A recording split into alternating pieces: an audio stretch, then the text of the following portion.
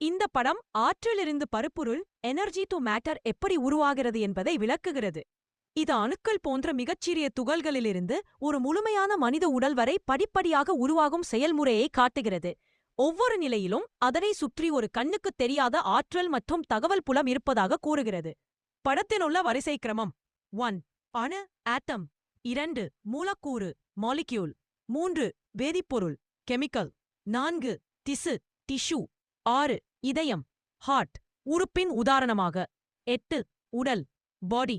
அணுக்களிலிருந்து மூலக்கூறுகள். அணுக்கள் ஒன்றிணைந்து ஆற்றலையும் தகவலையும் பகிரும்போது அவை மூலக்கூறுகளை உருவாகுகின்றன. இந்த மூலக்கூறை சுற்றி ஒரு கண்ணுக்குத் தெரியாத ஒளிப்புலம் உள்ளது. இந்த ஒளிப்புலம்தான் அந்த மூலக்கூறுக்கு அதன் வடிவத்தையும் நிலைத்தன்மையையும் கொடுக்கத் தேவையான ஆற்றலையும் தகவலையும் கொண்டுள்ளது.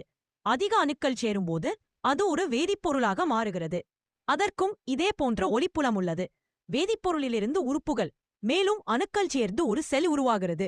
ஒவ்வொரு செல்லையும் சுற்றி அதற்கென ஒரு குறிப்பிட்ட ஆற்றல் மற்றும் தகவல் புலம் உள்ளது. அது அந்த செல் எப்படி செயல்பட வேண்டும் என்ற வழிமுறைகளை வழங்குகிறது. பல செல்கள் ஒன்று சேர்ந்து ஒரு திசுவை உருவாக்குகின்றன. இந்த திசுக்களின் ஆற்றல் புலம் செல்கள் ஒன்றுக்கொன்று இசைவாக செயல்பட உதவுகிறது. திசுக்கள் ஒன்றிணைந்து ஒரு உறுப்பாக மாறுகின்றன. அந்த உறுப்பை சுற்றியுள்ள ஆற்றல் புலம் அது ஆரோக்கியமாக செயல்பட உதவுகிறது.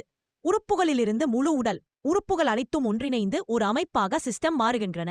இந்த அமைப்பை சுற்றியுள்ள ஆற்றல் புலம் அது ஒரு முழுமையான பகுதியாக செயல்படத் தேவையான பௌதிகப் பண்புகளை வழங்குகிறது. இறுதியாக இந்த அமைப்புகள் அனைத்தும் ஒன்றிணைந்து ஒரு முழுமையான உடலை உருவாக்குகின்றன. இந்த உடலை சுற்றியுள்ள ஒளிப்புலம் உடலை பாதுகாத்து வாழ்வதற்கான வழிமுறைகளையும் ஆற்றலையும் வழங்குகிறது.